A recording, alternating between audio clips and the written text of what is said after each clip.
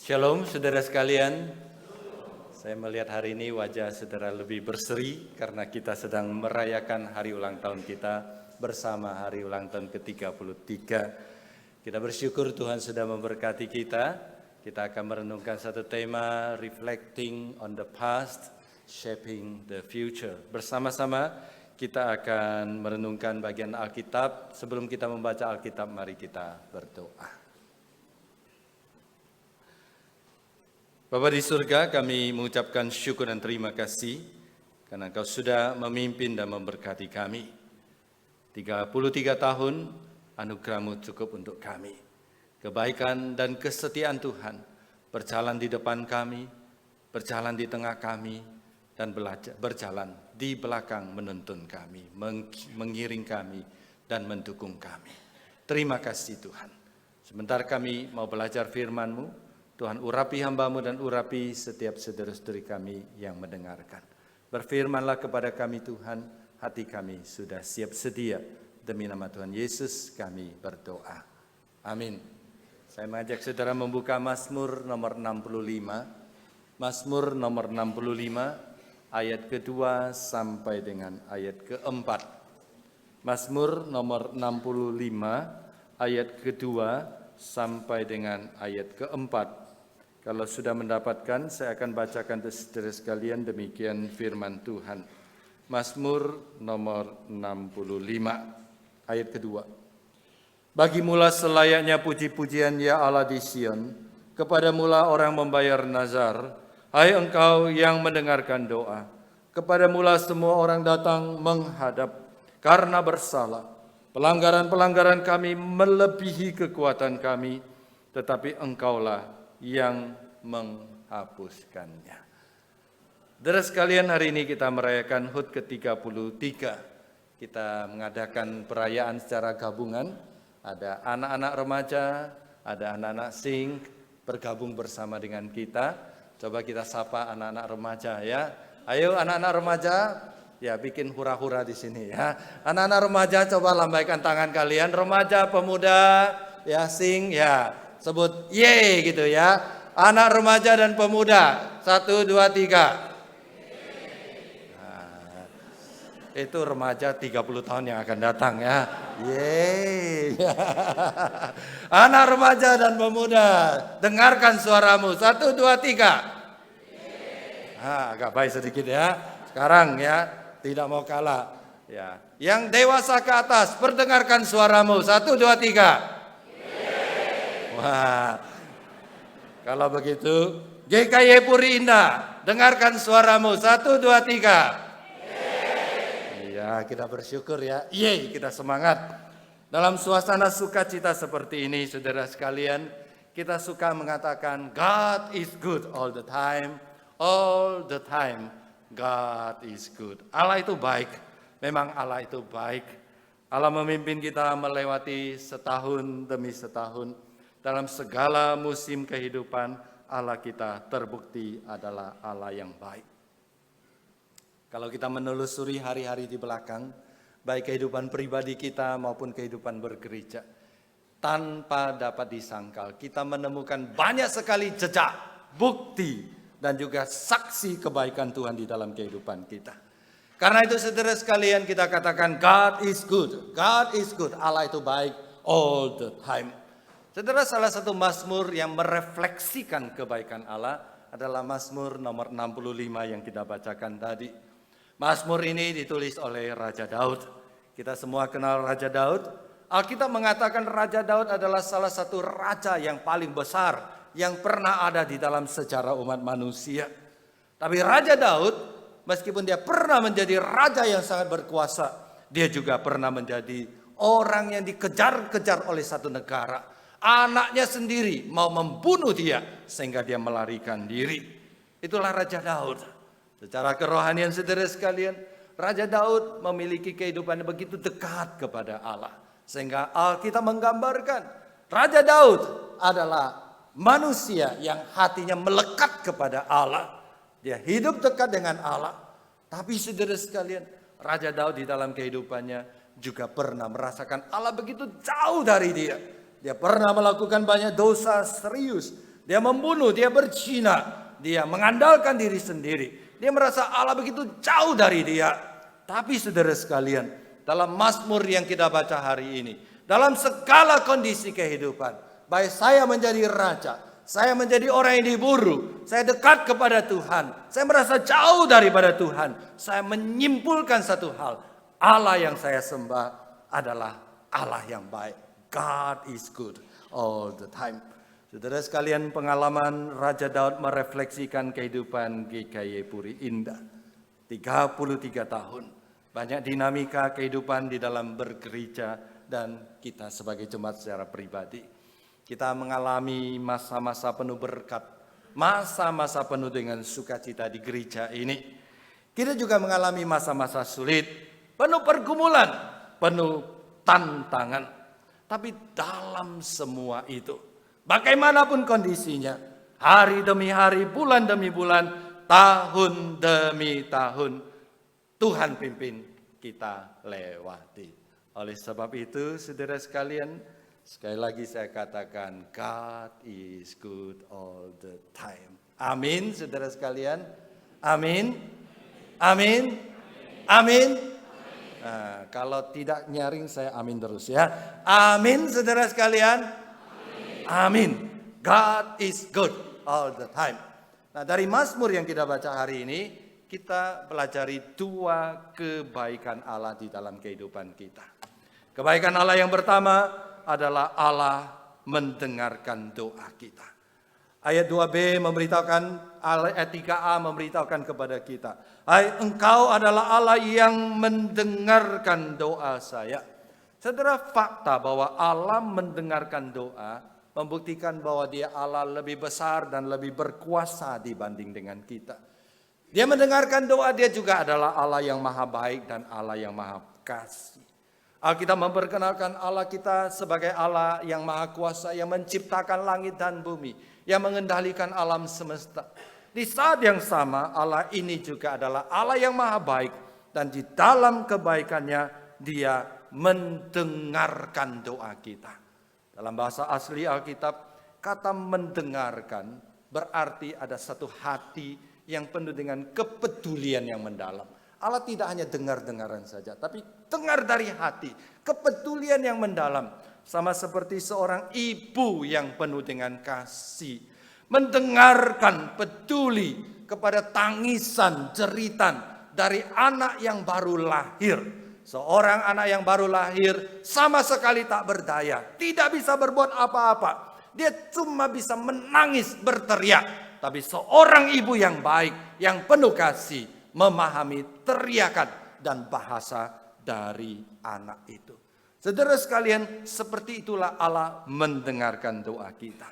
Ada satu syair lagu yang indah mengatakan, Allah yang menciptakan mata, dia pasti mampu mengawasi dan melindungi kita. Allah yang menciptakan telinga, dia pasti mendengarkan dengan jelas semua jeritan dan doa kita. Allah yang menciptakan hati, pasti memahami setiap jeritan dan keluh kesah di dalam hati kita. Saudara sekalian, Alkitab memperkenalkan seperti itulah Allah kita. Allah yang maha kuasa, Allah yang maha baik, dan Allah yang maha kasih. Dia mengasihi kita, melindungi kita, melebihi apa yang kita pahami dan apa yang kita sadari. Yang kedua, Allah kita adalah Allah yang baik karena dia adalah Allah yang mengampuni dosa kita. Ayat ketiga dan keempat memberitahukan Allah kita baik karena dia mengampuni dosa kita. Pemazmur mengaku dia sering jatuh ke dalam dosa. Dia mengatakan pelanggaran-pelanggaranku, kesalahanku lebih besar kuasanya daripada aku. Sehingga aku sering jatuh ke dalam dosa.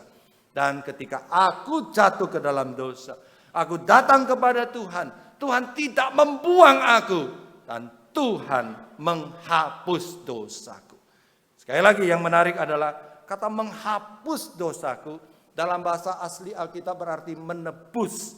Artinya membayar harganya. Untuk menghapus dosa kita, Allah membayar harganya. Jadi secara ajaib ribuan tahun sebelumnya, sebelum Yesus datang ke dalam dunia, Alkitab sudah punya konsep Yesus menanggung dosa kita, berjalan menuju kayu salib. Di sana dia mencurahkan darahnya, memecahkan tubuhnya, menyerahkan nyawanya, menggantikan kita, menanggung dosa kita, membayar lunas hutang dosa kita. Allah kita adalah Allah yang baik karena dia mengampuni dosa kita. Dalam pengalaman kehidupan Raja Daud, dia meskipun banyak melayani Tuhan, tapi dia juga manusia. Dia melakukan beberapa dosa serius. Dia berzina dengan Batsheba. Kemudian dengan cara yang licik, dia membunuh Uria, suami dari Batsheba. Alkitab juga mencatat, Raja Daud pernah menghitung pasukannya. Allah marah, karena ketika dia menghitung pasukannya, berarti dia lebih mengandalkan kekuatan pasukannya daripada kekuatan Tuhan. Dalam kondisi seperti itu, Daud mengatakan dia datang kepada Tuhan. Dia dipukul oleh Tuhan. Dia dihukum oleh Tuhan. Tapi dia bersyukur kepada Tuhan. Tuhan setelah menghukum dan memukul dia, Tuhan tidak membuang dia. Saudara sekalian, kebaikan Allah adalah meskipun kita melakukan kesalahan, dia tidak pernah membuang kita. Bahkan melalui karya Yesus Kristus mengampuni kita dan memulihkan kita. Dan ketika Daud setelah dihukum dan dipukul oleh Tuhan, dia berkata, God is good. Saudara sekalian, kalau seseorang ketika diberkati, hidupnya lancar, mendapatkan banyak berkat, dia berkata God is good, itu bagus. Tapi ketika seseorang sedang sakit, menderita, dipukul, dihukum oleh Tuhan, tetap datang dan berseru mengatakan God is good, Tuhan itu baik. Itu nilainya lebih tinggi. Poin kedua, saudara sekalian, Raja Daud mengatakan, meskipun aku berdosa, aku dihukum oleh Tuhan, dia ampuni saya. Dia adalah Allah yang baik. Karena itu saudara sekalian, pengalaman Daud adalah pengalaman GKY Puri Indah. 33 tahun. Kita berdoa kepada Tuhan. Jutaan doa kita sudah didengar oleh Tuhan. 33 tahun kita hidup sebagai gereja dan pribadi. Jutaan dosa pernah kita lakukan di hadapan Tuhan. Dan jutaan dosa itu sudah diampuni oleh Tuhan. Bukankah Allah kita adalah Allah yang baik? Karena itu saudara sekalian, kita ingin terus hidup di dalam kebaikan Tuhan. Di dalam anugerah Tuhan. Dengan cara apa? Dalam kehidupan pribadi dan bergereja. Kita tidak boleh tidak berdoa. Kita harus berdoa karena Tuhan itu baik. Kita berseru kepada dia, dia mendengar doa kita, dan dia menjawab doa kita. Yang kedua, kita belajar untuk saling mengampuni. Karena kita manusia pada dasarnya penuh dengan kelemahan.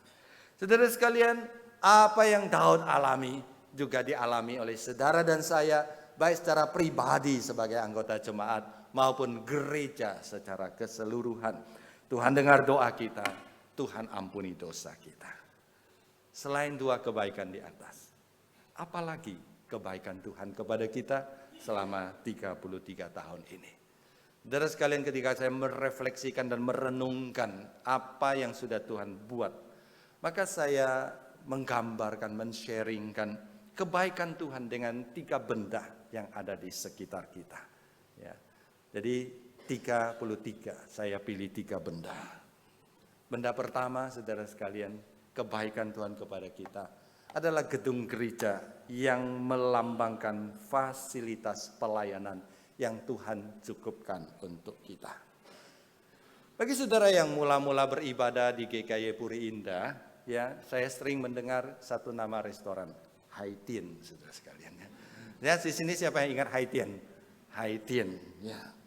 Katanya saat gereja dimulai, di samping beberapa restoran.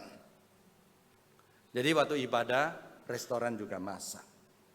Jadi kenangan yang indah pada waktu itu saudara sekalian, ya, dimulai dengan sebuah ruko yang sederhana. Kemudian dikatakan di ruko sederhana ini banyak kenangan yang indah. Karena sambil ibadah dapat bonus harum makanan. Jadi ketika pengkhotbah berkata, Musa mempersembahkan korban bakaran di hadapan Tuhan. Di samping lagi panggang babi, saudara sekalian. Ya, klop saudara sekalian ya.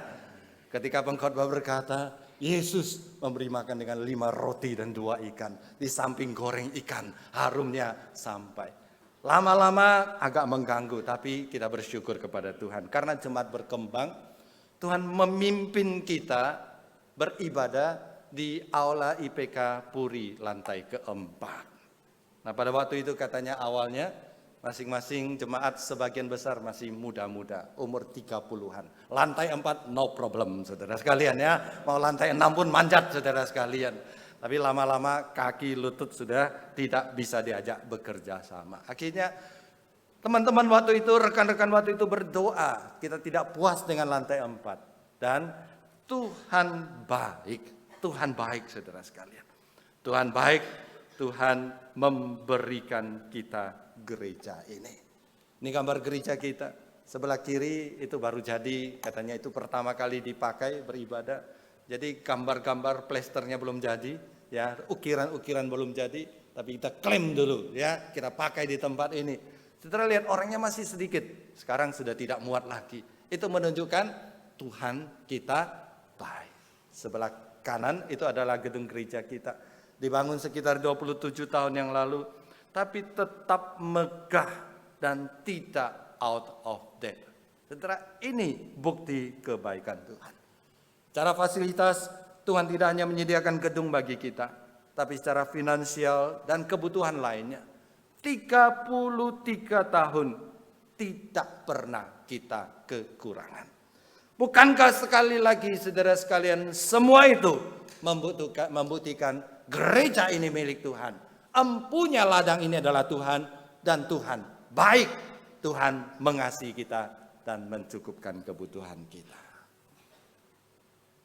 Gambar kedua, benda apa dalam ruang ini yang akan saya tampilkan? Saudara boleh tebak. Yang kedua adalah kursi gereja yang melambangkan pertumbuhan jemaat.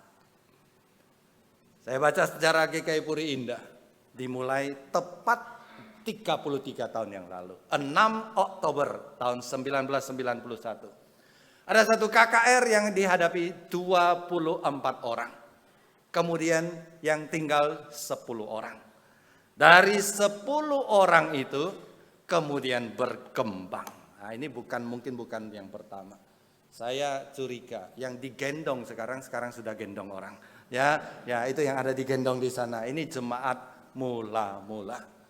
Saudara sekalian, dari 10 orang, dari 24 orang, siapa kira bisa terus berkembang? Dan Tuhan terus tambahkan jumlah jemaat di gereja kita. Hari ini setiap minggu, dari semua komisi yang ada, dari komisi anak, komisi remaja, komisi pemuda, komisi umum, Pak Sutri, Adelfos, Kaleb, wanita, semua komisi ada 1.700 orang yang beribadah, yang kita layani secara rutin di gereja ini. Dan kita juga bersyukur, Tuhan tidak hanya memberikan hati kepada kita untuk memperhatikan ke dalam. Tuhan juga memberikan hati kepada kita untuk memperhatikan keluar. Sehingga melalui gereja ini, Tuhan menolong kita mendirikan beberapa pos. Ada Bajem VTI, Pos Nias, dan Green Lake. Ada bimbel, ada missionary, dan banyak sekali pelayanan-pelayanan keluar lainnya. Total ada sekitar 1.500 orang yang kita layani. Saudara, kalau kita totalkan 3.200 orang. Dari 10 orang, dari 24 orang. Total sekarang 3.200 orang. Satu angka yang tak pernah kita bayangkan. Apakah ini karena kita hebat? Apakah karena majelisnya hebat? Apakah karena pengurusnya hebat? Sama sekali tidak. Semua angka ini cuma membuktikan satu hal. Allah kita baik. Allah kita setia. Allah kita menambahkan terus jumlah jiwa-jiwa baru kepada kita.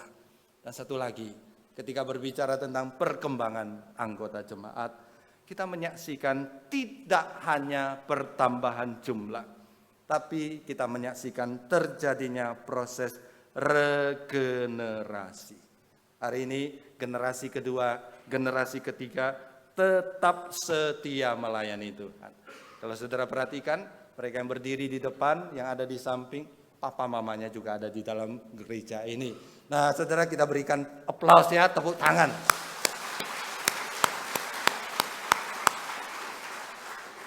ini keluarga-keluarga yang luar biasa di GKI Puri Indah. Yang papanya melayani Tuhan, anaknya melayani Tuhan, dan saya percaya cucunya juga nanti melayani Tuhan. Saudara sekalian, ini namanya gereja yang bertumbuh dari kecil menjadi besar, dari satu generasi ke generasi yang lain. Dan setiap kali saya melihat anak-anak muda, anak-anak remaja bangkit melayani Tuhan, hati saya penuh dengan sukacita karena gereja kita punya masa depan. Yang ketiga, gambar apa yang saya tampilkan untuk membuktikan kebaikan Tuhan? Yang ketiga adalah mimbar gereja. Mimbar gereja yang melambangkan transformasi kehidupan jemaat yang dialami oleh orang-orang yang berkunjung ke GKI Puri Indah. Yang hidupnya diubahkan. Saudara sekalian, tujuan akhir dari semua pelayanan GKI Puri Indah bukan sekedar menambah jumlah anggota jemaat. Kita belum puas kalau gereja diduduki penuh. Itu belum puas. Itu cuma sebagian, setengah saja. Kita baru puas, kita baru bersyukur sungguh-sungguh kepada Tuhan.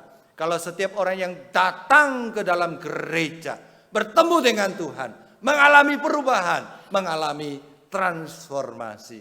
Oleh sebab itu pelayanan gereja adalah mendorong jemaat untuk selangkah lebih dekat kepada Kristus. Orang-orang yang belum kenal Tuhan Yesus datang ke gereja, diinjili dan menjadi percaya. Orang-orang yang baru percaya ditolong, dibantu untuk bertumbuh secara kerohanian, secara iman. Orang-orang yang sudah bertumbuh diperlengkapi supaya bisa melayani Tuhan dan melayani sesama di dalam gereja. Dan orang-orang yang sudah layani kita latih menjadi pemimpin-pemimpin di dalam gereja.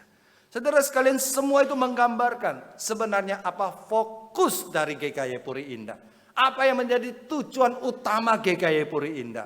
Bukan sekedar mengumpulkan orang. Bukan sekedar menambah jumlah. Bukan sekedar menambah gedung. Tapi untuk mengubah hidup manusia. Dan saya percaya saudara dan saya menjadi saksi bahwa hal ini sedang terjadi dan akan terus terjadi. Banyak jiwa dimenangkan. Banyak kehidupan diubahkan dan banyak kehidupan dikuatkan oleh Tuhan untuk melayani Tuhan. Saudara sekalian, 3 hal itu. Gedung gereja, kursi, dan juga mimbar. Bukankah itu semua membuktikan Tuhan itu baik? Pertanyaan berikutnya, setelah kita menikmati semua kebaikan Tuhan itu, apa respons kita? Apakah kita cukup bersyukur kepada Tuhan? Apakah kita puas diri? Tentu tidak. Kita ingin berkarya. Kita ingin menjadi penata layan yang baik. Kita tidak ingin menyia-nyiakan anugerah Tuhan yang berkelimpahan dan secara kaya diberikan kepada kita. Nah, saudara sekalian, ke depan kita punya banyak rencana. Tapi salah satu rencana yang besar kita simpulkan dengan istilah regenerasi. Regeneration. Regenerasi, membangkitkan generasi yang baru. Saudara, dalam momen hari ini ketika kita berbicara tentang regenerasi, saya mengartikan regenerasi menjadi 2 hal. Yang pertama, regenerasi berarti mengabarkan Injil untuk melahirkan generasi-generasi orang Kristen yang baru. Saudara dan saya adalah generasi-generasi Kristen yang lama. Kita harus mendatangkan orang baru, generasi yang baru untuk menjadi anggota gereja kita. Oleh sebab itu gereja harus terus mengabarkan Injil. Gereja yang berhenti mengabarkan Injil adalah gereja yang sudah kehilangan nilai eksistensinya. Nilai eksistensi kita terletak kepada tujuan kita mengabarkan Injil. Jadi untuk apa gereja didirikan? Gereja didirikan pertama untuk mengabarkan Injil. Yang kedua, gereja didirikan untuk merawat domba-domba yang Tuhan titipkan di dalam gereja ini. Karena itu gereja tidak akan berhenti mendorong saudara mengabarkan Injil, melatih saudara mengabarkan Injil, membuat program pelayanan pengabaran Injil. Jadi kalau saudara perhatikan, GKI Puri Indah punya 2 slogan. Yang pertama, GKI Puri peduli. Yang kedua, GKI Puri menjangkau. Gereja ingin menjangkau orang-orang di sekitar sehingga ada regenerasi, ada jiwa-jiwa baru. Ada generasi-generasi baru yang menjadi orang Kristen di gereja kita. Yang kedua, saudara sekalian, kita mau mempersiapkan jalan bagi generasi penerus di gereja kita. Supaya mereka tidak hanya bisa meneruskan pelayanan di gereja kita, tapi mereka juga bisa mengembangkan pelayanan. Sehingga gereja kita semakin hari semakin dipakai oleh Tuhan. Saudara, gereja akan terus melatih kalangan muda dan memberi kesempatan kepada mereka untuk menjadi pemimpin.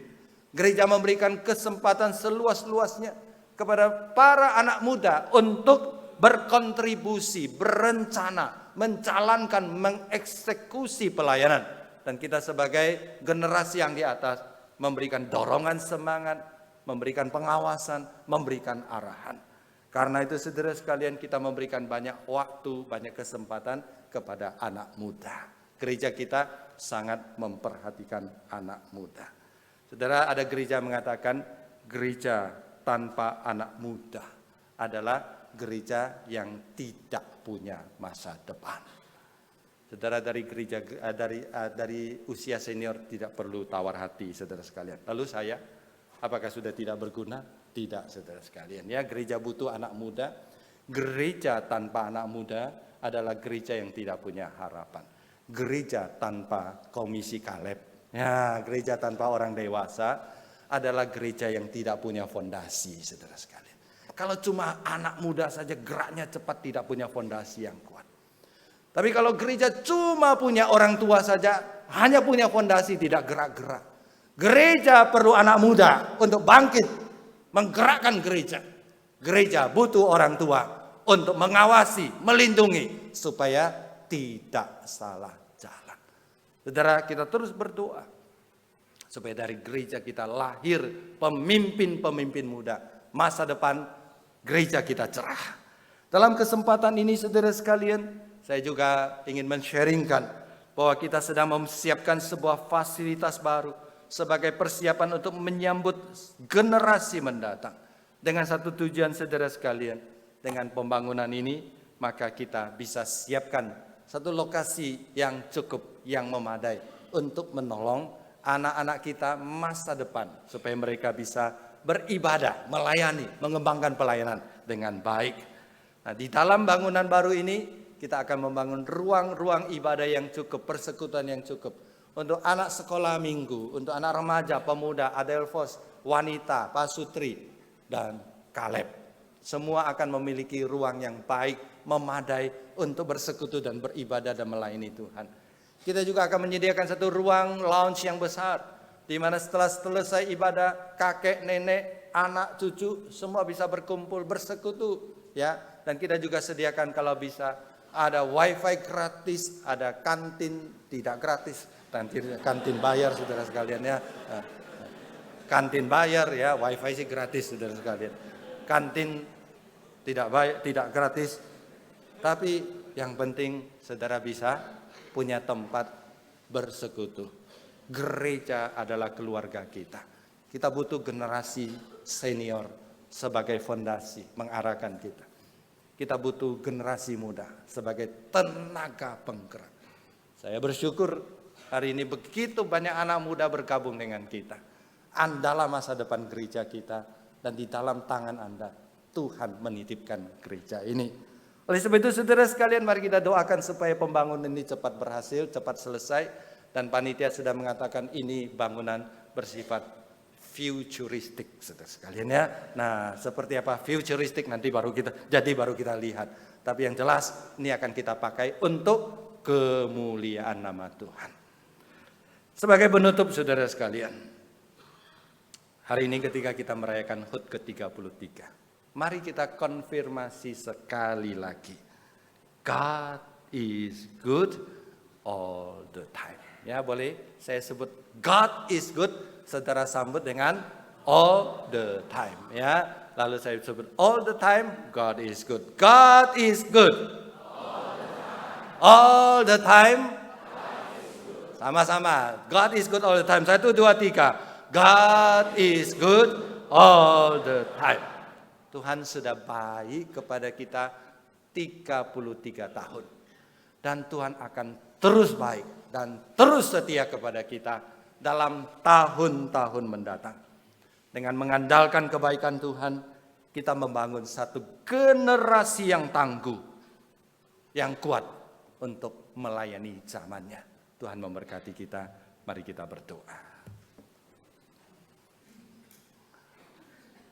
Terima kasih Tuhan, 33 tahun Engkau memberkati kami. Kami bersyukur untuk kebaikan Tuhan, kecukupan, dan semua yang kami lakukan. Semua karena anugerah Tuhan. Kami kembalikan segala kemuliaan kepada Tuhan, dan kami ingin mengandalkan Tuhan di dalam hari-hari di depan kami. Terima kasih. Demi nama Tuhan Yesus kami berdoa. Amin.